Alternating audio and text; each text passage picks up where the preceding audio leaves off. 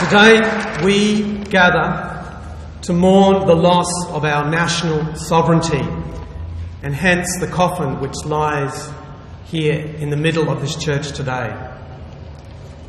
A sovereignty that was extinguished when decisions were made by our democratically elected governments to hand over our country to a foreign superpower to be abused and bombed in the name of national security.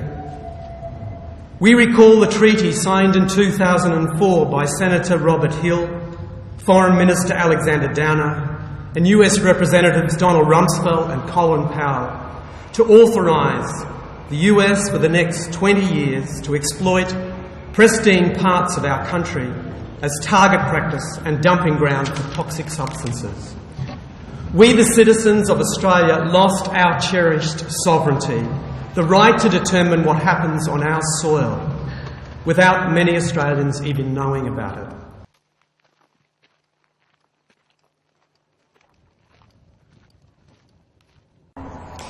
It gives us an opportunity for both the Australian and the US military forces to get together and practice what our profession is. It's about high-end warfighting, right down through to looking after humanitarian assistance.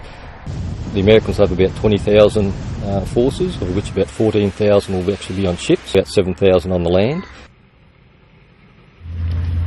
And from the Australian side, we'll have about 7,500 operating in Shoalwater Bay and Townsville. From my personal perspective, having been a soldier in the past, having been in the military, having gone through military training and having had first-hand experience of what it's like to be an aggressor, to be in a uniform, to carry a gun, to scare and to shoot and to maim innocent people, I don't understand how, I just can't live with that. I mean, it's happened, can't change the past. I accept what's happened. But today, by protesting and talking about peace, then perhaps people will take note that they can change themselves. They don't have to get stuck into that endless cycle of violence and war. Training area. So for the sake of a shorthand of language, we're calling it Shoalwater Bay. Now, there is no such thing as a town, Shoalwater Bay itself. There's Byfield, which is right on the edge of the military encampment there. It's one of the 3 military gates, which are spread out over a large area. 3 military gates, which we'll be getting to know in the next week, where we'll have different actions at. It's not Byfield, which is where people like Steve Bishoprick, who have set up the embassy and are working with the locals through SWAGS, Shoalwater Awareness Action Group, that we've worked hard to sort of keep the lines of communication going with them, so it's not us outsiders coming up. We've had regular phone weekly link-ups. Some of you will know this, others of you won't know this, so you need to come up to speed about what we've been doing to keep the lines open. Exercise Talisman Sabre commences today with the arrival of our Australian FA-18 aircraft that you can see behind us here, and a range of other aircraft that will be arriving over the next couple of days. Our role here is to provide the facilities and the support to the crews and air crews that are operating from Townsville for the exercise. Aloha, aloha, Molo molo, that means welcome to the country. May the spirits of our people be with you while you're here. Know that you people come from Hawaii, that you come in peace to this country, and you're going to be walking across that country for a little while.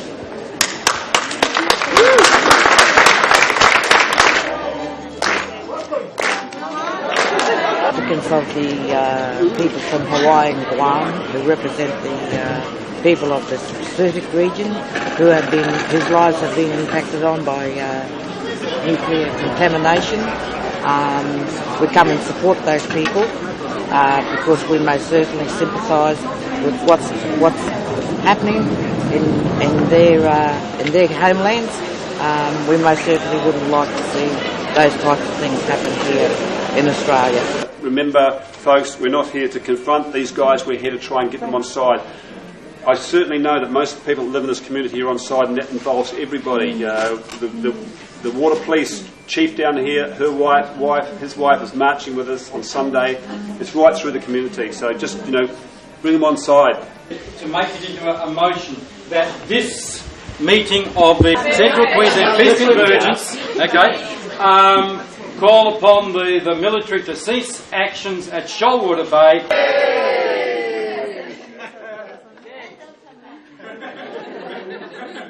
So, Steve, we might get together with that motion. Can we do a quick head count? I counted about 100 people here. There are 7 people who are currently on the Shoalwater Bay training area. They went in yesterday morning. It's front page of the bulletin, and the military are questioning whether they really are on the base. And we want to put out an appeal today, not just to people here, but to everyone on our email contact lists, demanding that the war games stop, and while those 7 people are still on the base, and to demand that their safety is ensured. So the major thing at the moment is that a missing persons report is going in. It can be done 2 hours as soon as someone has gone missing, so the other groups that have attended to go in, they can be filed as a missing persons report as well. And they're sort of getting SES people on side in case, to get them in, to get them out, knowing where they are for their health and their safety. So the police is actually sitting down and having serious conversation, and their next step is to go to the military now and request for them to come and talk and liaise with us, and if not, they will have to liaise that information from the head military people to come back and report to us about it. So there seems to be good progress happening of the seriousness of this. They're not taking it lightly, the police now, and they know that we're being put in a position that the reporters and the news are saying, oh, maybe. We're stressing that our activists are professional.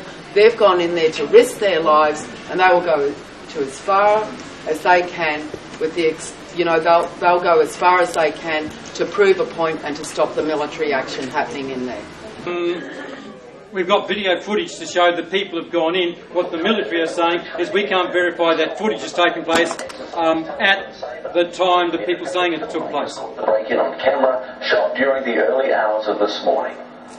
Caught on tape in the early hours of this morning, these images show peace activists entering bushland, with sign marking the area as a restricted military zone. Independent filmmaker David Bradbury was there. He says the images prove activists have infiltrated and exercised Talisman Sabre.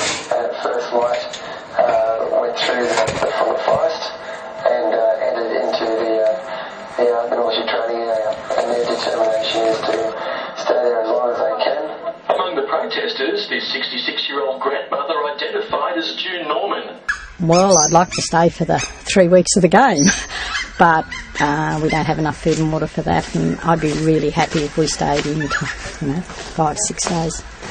There's the war and the killing in Iraq. I can't sit back and let all of these innocent children and people be devastated by the US military and also the Australian. Oh, look at this glorious country. Why would you want to bomb it?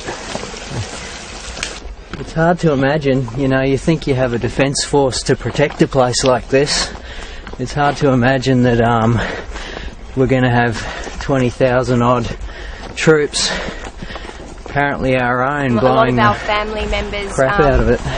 When they had heard that Nils, family and friends had heard that Nils and the boys had gotten onto the site, was sort of a bit like, oh, that all sounds pretty easy, because they'd all, jokingly sort of said, I think it will be pretty easy, and I kind of went, that's interesting, do they actually sort of, maybe those guys don't think that people would be so disturbed and so opposed to what's going on in Shoalwater Bay that people would actually do that. I'd sort of found out that there was no live firing going on at the time while they were there.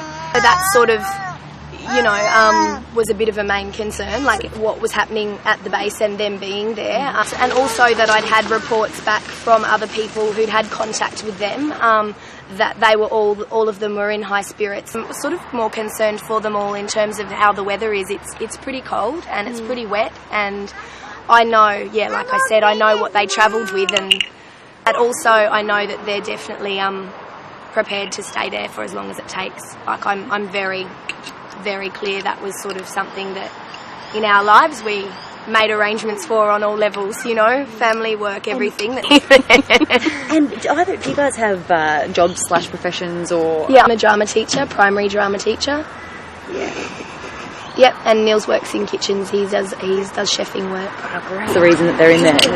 To get, particularly this, I suppose, the joint initiative between the US Army and the Australian Army to actually stop and acknowledge the damage that is being done on all levels. Like for me, 600 kilometres away, it's actually not okay. It's not okay that that's happening. It's not safe, and as you know, we've got small children and also for the people who live here as well, like it just, yeah, it's not on. It's something that I think with all of the information and research and what looks to me as very clear-cut facts that are there, I don't understand how it can still go on. I really don't. So that's why I understand as well, other than these guys who are on the site, you know, there's 300 and 400 different people at different caravan parks who've come from all over Australia, you know, to say exactly the same thing. It's not okay.